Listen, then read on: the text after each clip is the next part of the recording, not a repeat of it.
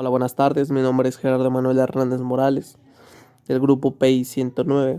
En el video de hoy hablaremos de los semiconductores intrínsecos, extrínsecos. De igual manera hablaremos del comportamiento de la unión semiconductora PN, la identificación de tipos básicos de uniones PNP, NPN y PNPN. Por último hablaremos de la descripción de algunas curvas de operación. Para comenzar con el video de hoy, empezaremos hablando sobre los semiconductores intrínsecos y extrínsecos. Los vamos a identificar su estructura atómica y algunos de sus características. Algunos de los materiales semiconductores intrínsecos es el silicio. Es un elemento químico cuyo símbolo es Si. Tiene un número atómico de 14, lo que significa que un átomo de Si aislado tiene 14 protones en su núcleo y 14 electrones orbitando alrededor de él. Esto quiere decir que 10 de los 14 electrones están estrechamente ligados con el núcleo. Digámosle que baja la importancia para, para las uniones químicas de otros elementos. Los 4 electrones restantes van a determinar cómo los átomos del silicio se van a organizar, esto para convertir el silicio en sólido. El silicio y el germanio son dos de los materiales de base más utilizados en la industria microelectrónica. Tienen una estructura cristalina y, como se mencionó anteriormente, poseen 4 electrones de valencia. La estructura cristalina hace que los átomos estén ligados compartiendo sus electrones de valencia. Las fuerzas internas provocadas por la tendencia de los átomos para completar su órbita externa con 8 electrones es muy grande, mucho mayor que las fuerzas eléctricas de atracción o repulsión. Como cada átomo tiene 4 electrones, los átomos vecinos se comparten esto para que cada electrón tenga 8. Por otro lado tenemos a los semiconductores extrínsecos. Germanio, los tipos N y P. Cuando se agregan átomos pentavalentes como el As, el germanio, se forman enlaces covalentes con los átomos de G. En la derecha se ve el esquema de una red cristalina de G en el que el átomo de G ha sido reemplazado por uno de As. Consecuentemente, en el caso del átomo As, adquiere una carga positiva dejando un electrón disponible, este, liderando la conducción de la red. Descripción del comportamiento de la unión semiconductora PN. Una de las claves cruciales en la electrónica de estado sólido es la naturaleza de la unión NP. Cuando los materiales de tipo P y tipo N se colocan en contacto uno con otro, la unión se comporta de manera muy diferente a como lo hacen cada uno de los materiales por sí solos. Específicamente, la corriente fluirá fácilmente en una dirección. Es la polarización directa, pero no en la otra. En esta es la polarización inversa, creando un diodo básico. Este comportamiento no reversible surge de la naturaleza del proceso de transporte de la carga de los dos tipos de material.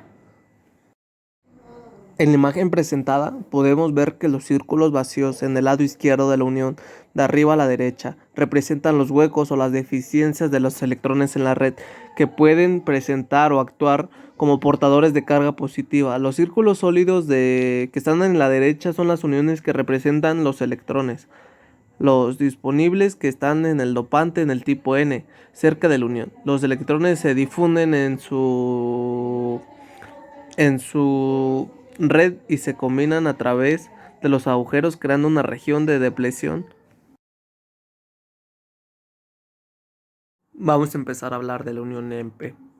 Esta se puede dividir en dos, en la forma no polarizada y en la forma directa. A continuación vamos a desglosar cada una de ellas. Empecemos hablando por la unión NP no polarizada. El funcionamiento de esta es la unión PN. Debemos recordar que tanto el material P como el N son neutros, o sea que estos tienen el mismo número de electrones y de protones. Al unir un semiconductor tipo N con uno de tipo P, se va a originar un flujo de electrones a través de la unión PN. Los electrones libres del semiconductor se unen al hueco del cristal, formándose un ion positivo en N y otro relativamente en P.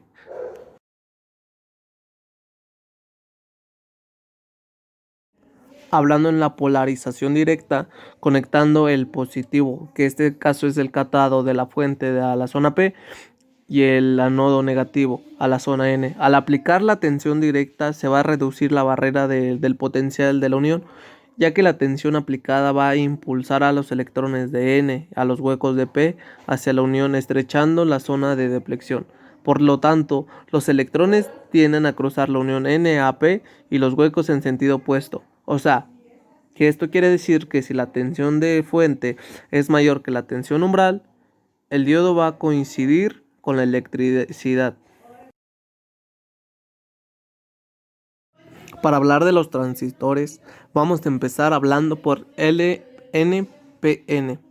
Se da una tensión positiva al terminal del colector y la corriente fluye desde el colector al emisor, dado que hay una suficiente corriente de base.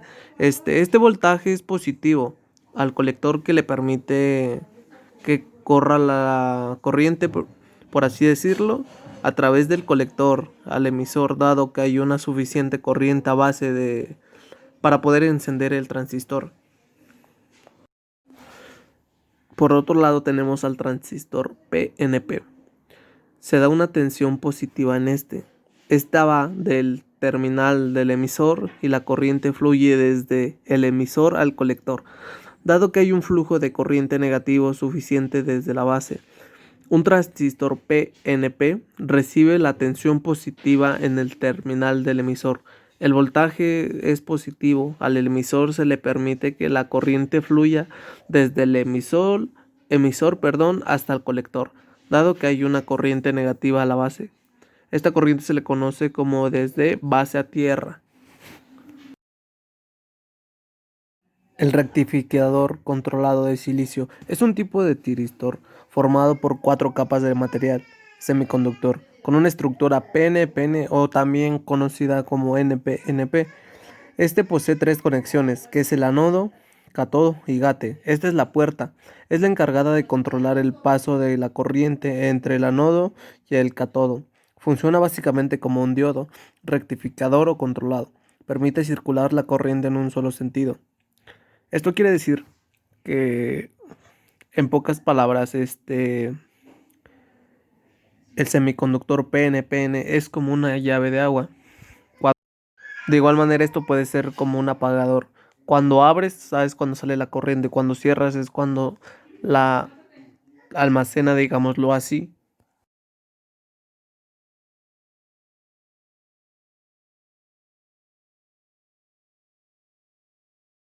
Para el tema de curvas, vamos a empezar hablando por la unión bipolar. Empezamos hablando de estas, ya que están formadas por 3 regiones: la base, el colector y el emisor. Son dispositivos controlados por una corriente. Un transistor NPN es uno en el que portador de corriente mayoritario son los electrones. En estos transistores de PNP, la mayoría del portador de corriente son los agujeros.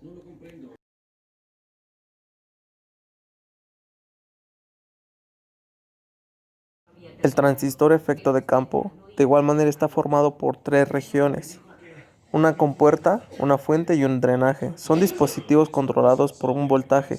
Estos transistores de efecto de campo tienen una independencia de entrada muy alta, desde varios megohms de resistencia de valores a muchos mayores. Esta alta dependencia de entrada hace que tengan una poca corriente a través de ellos.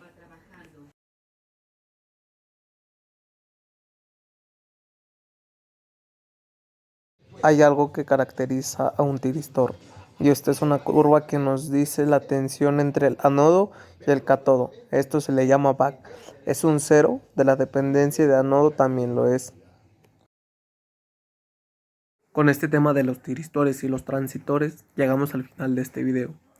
Es un video el cual, en lo particular, me deja una gran enseñanza y me ayuda a repasar o a conocer algunos temas los cuales no sabía de este tipo de tiristores.